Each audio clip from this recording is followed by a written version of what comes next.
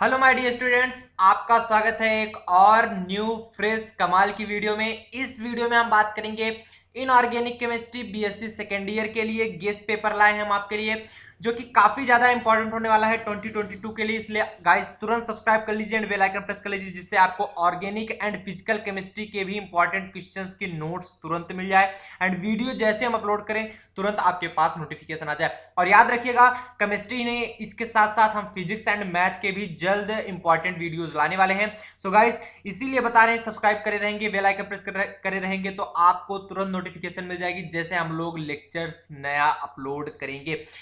चलिए शुरू करते हैं। आज का जो हमारा टॉपिक है दैट इज वेरी इंटरेस्टिंग। जो आप अपना इनऑर्गेनिक केमिस्ट्री है, ये तीन पार्ट में डिवाइड किया गया, section A, section B and section C. Section A short answer है, सेक्शन बी मीडियम क्वेश्चंस आते हैं एंड सेक्शन सी में लॉन्ग आंसर क्वेश्चंस आते हैं, लॉन्ग आंसर टाइप के क्वेश्चंस आते हैं।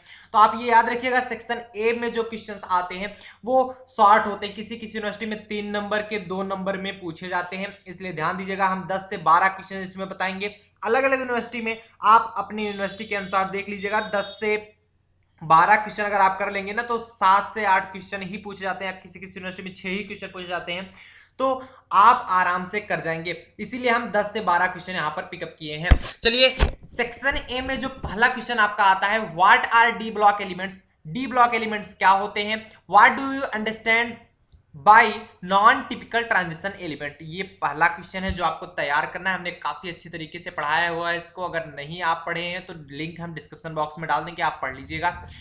सेकेंड जो क्वेश्चन आ सकता है that is a calculate effective atomic number of corresponding central metal in complex. आपको इफेक्टिव एटॉमिक नंबर कैलकुलेट करना है of corresponding central metal complexes. कौन कौन से, जैसे K4 FeCN का होल 6, इसका EAN नंबर ज्ञात करना है जिससे आप इफेक्टिव एटॉमिक नंबर बोलते हो। एंड दूसरा हमारा है AgNH3 का होल ट्वाइस Cl। नेक्स्ट, आगे हम चलने से पहले आपको बता दें कि जैसे हमने फाइनल ईयर के लिए मोस्ट इंपॉर्टेंट क्वेश्चन दिया था, जो गेस्ट पेपर था हमारा, उसमें से कई यूनिवर्सिटी में फाइनल ईयर के एग्जाम्स हो भी रहे हैं, तो उसमें से मैच कराया गया तो 85% क्वेश्चंस मैच कर रहे थे। इसलिए मैं बता रहा हूं, जितना गेस्ट पेपर आपको दिया जाता है ये जरूर याद कर लेना, रट लेना, कैसे भी पढ़ लेना, ये क्वेश्चंस आपको आने ही चाहिए, क्योंकि 80 to 85% क्वेश्चन इसी में से आने हैं। इसलिए मैं ध्यान से आप लोगों को बार बार बता रहा हूं, आप ध्यान से जरूर पढ़िएगा इसको। नेक्स्ट क्वेश्चन जो आ सकता है, explain how SiCl4 and SnCl4 can function as Lewis acid. ये आपको बताना है। एंड नेक्स्ट हमारा क्वेश्चन आ सकता है कि what do you understand by different type of solvent. आप क्या समझते हो अलग अलग प्रकार के सॉल्वेंट से। गिव 3 एग्जांपल्स, आपको 3 एग्जांपल वहां पर देने हैं। एंड नेक्स्ट क्वेश्चन जो है that is a right the most stable oxidation state of Mn। Manganese का आपको मोस्ट स्टेबल ऑक्सीडेशन स्टेट लिखना है, उसके बारे में थोड़ा सा बताना है, तो वो आपको लिखना पड़ेगा। 2 से 3 नंबर में आते हैं तो उसी हिसाब से आपको करना पड़ेगा। नेक्स्ट जो क्वेश्चन आ सकता है सेक्शन ए में हमारा है कौन सा, 6, right the common oxidation state of lanthanide element. आपको common oxidation state lanthanide elements के लिखने, काफी सिंपल है।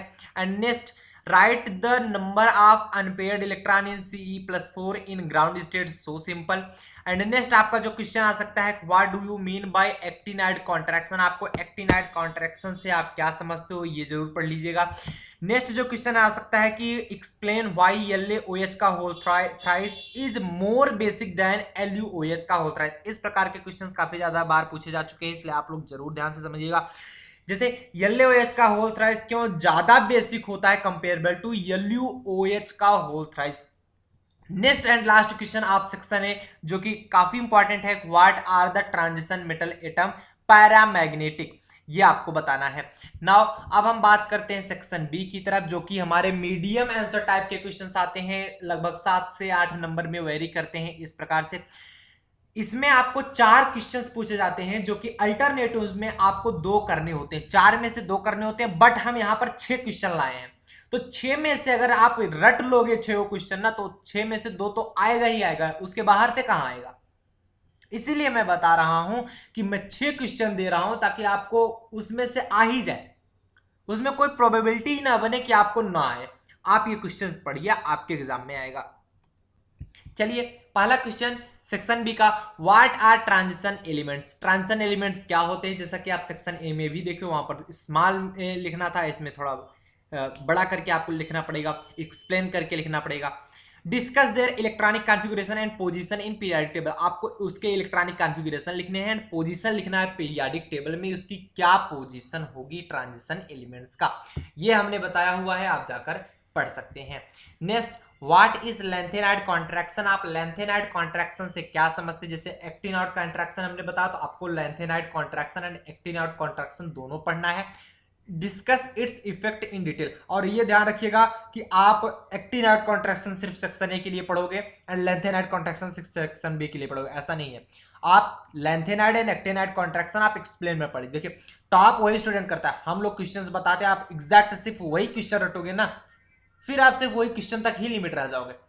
एक्टिनॉइड एंड लेंथेनाइड कॉन्ट्रैक्शन की चर्चा चाहे section A, section B, section C में कर दी गई, तो उससे बारे में सब रट डालो।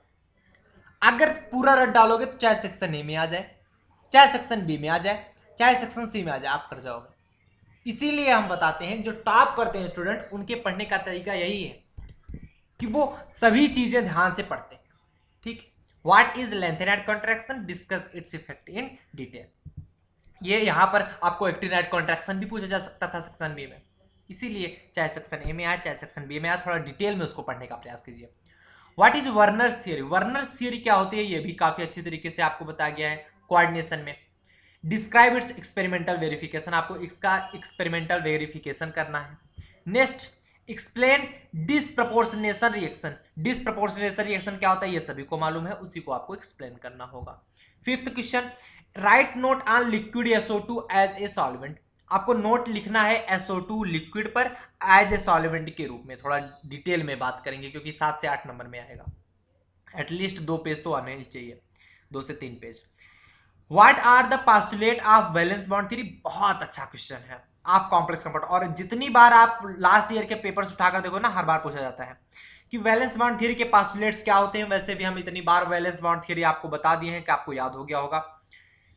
वैलेंस बॉन्ड थ्योरी के पोस्टुलेट क्या है कॉम्प्लेक्स कंपाउंड में, apply this theory to explain the structure of octahedral complex compound, आपको ये थ्योरी एक्सप्लेन करनी है, अप्लाई करनी है, आपको ये थ्योरी अप्लाई करके एक्सप्लेन करना है structure of octahedral complex compound. हमने बताया है octahedral complex compound, tetrahedral complex compound, तो ये थ्योरी को आप अप्लाई करोगे ऑक्टाहेड्रल कॉम्प्लेक्स कंपाउंड के स्ट्रक्चर को एक्सप्लेन करने के लिए। अब जैसे ये बता दिया गया तो आप पहले वैलेंस बॉन्ड थ्योरी पढ़ लेना, इसके पोस्टुलेट पढ़ लेना, इसकी लिमिटेशन पढ़ लेना, कहां पर ये लग सकता है कहां पर नहीं लगेगा, वो सभी आप पढ़ लेना। प्लस में ये कैसे एक्सप्लेन करता है ऑक्टाहेड्रल टेट्राहेड्रल कॉम्प्लेक्स, बात स्क्वायर प्लेनर कॉम्प्लेक्स का स्ट्रक्चर कैसे एक्सप्लेन करता है, वो चीजें आप बता लेना। तीनों में से कोई एक आ सकता है, जरूरी नहीं कि ऑक्टाहेड्रल ही है, टेट्राहेड्रल यहां पर दे सकता है, स्क्वायर प्लेनर दे सकता है। इसीलिए हम कहते हैं कि अगर आपको टॉप करना है तो कुछ न कुछ चीजें आपको ऐड करनी पड़ेगी। ठीक है, बातें समझ रहे हो। चलिए नेक्स्ट, नहीं तो कई स्टूडेंट सोचते हैं अरे सर तब आप क्वेश्चन ही क्यों दे रहे हो जब हमें पूरा पढ़ना है, पूरा नहीं पढ़ने को करें यार।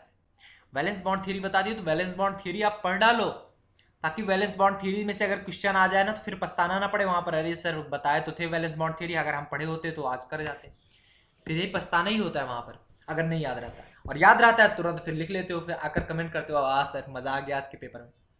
तो हम यही चाहते हैं कि आपको पेपर में सिर्फ मजा आ जाए, और मजा तभी आएगा जब आपको पूरा क्वेश्चन आता रहेगा। ठीक है, और नहीं जब पेपर में बैठते हो क्वेश्चन नहीं आता ना, इतना इरिटेटिंग लगता है कि क्या बताएं। ठीक, सेक्शन सी का पहला question, what is standard electrode potential, हमने जब की बताया हुआ है स्टैंडर्ड इलेक्ट्रोड पोटेंशियल क्या होता है काफी अच्छी तरीके से। How will you measure electrode potential of the standard copper electrode, आप कैसे मेजर कर सकते हो इलेक्ट्रोड पोटेंशियल को, किसका, स्टैंडर्ड कॉपर इलेक्ट्रोड का।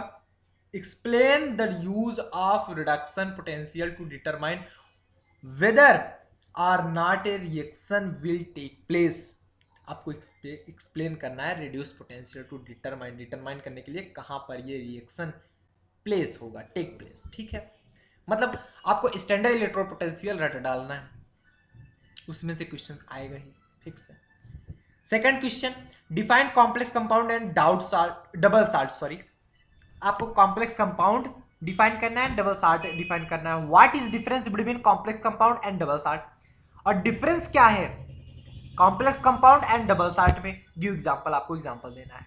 तीसरा question, calculate EAN effective atomic number, जैसा कि हमने शॉर्ट में भी बताया था कि EAN नंबर क्या होता है। अब आपको कैलकुलेट करना, यहां पर भी वहां पर भी कैलकुलेट करना था, K4FeCl का O6 और एक बताया था, एंड यहां पर कैलकुलेट करना है और IUPAC नाम भी लिखना है, ठीक है।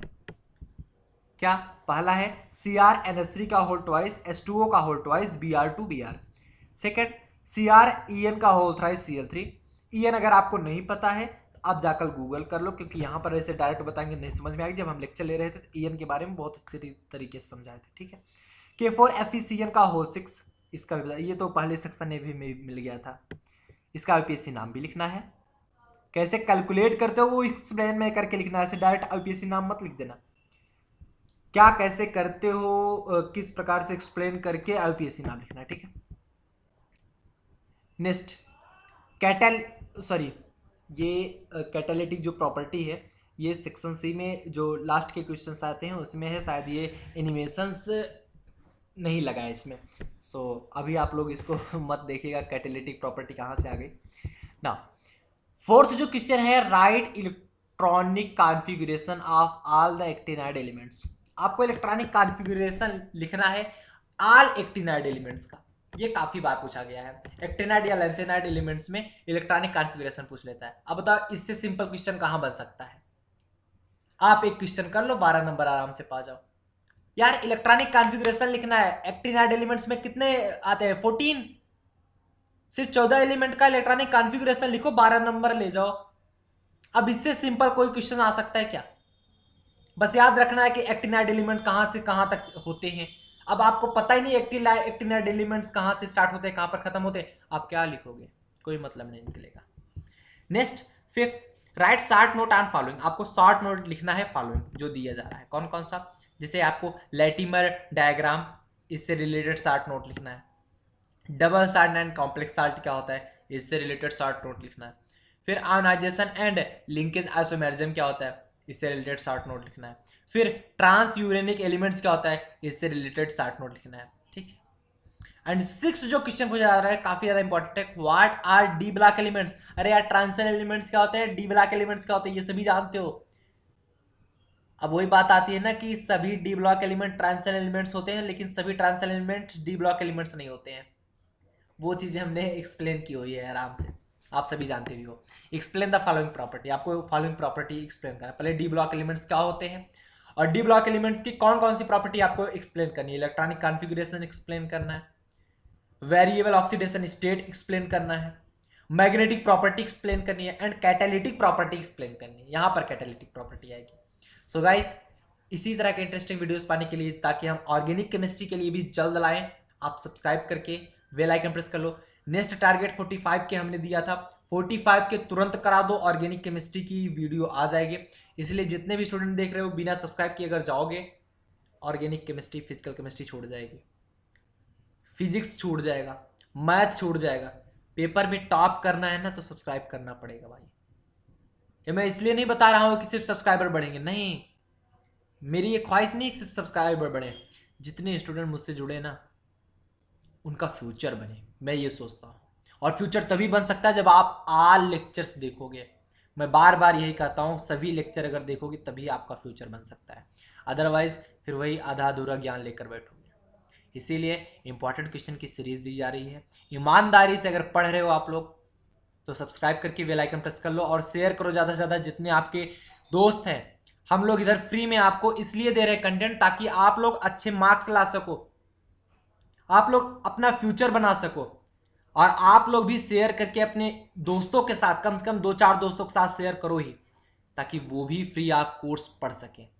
कोचिंग फ्री इंडिया बनाने के लिए आपको, हमको मिल करके मेहनत करना होगा। So guys, do subscribe and press the bell icon. मिलते हैं नेक्स्ट लेक्चर साथ, ऑर्गेनिक केमिस्ट्री के साथ। टिल देन आप लोग बढ़िया से पढ़ाई करें। All the very best.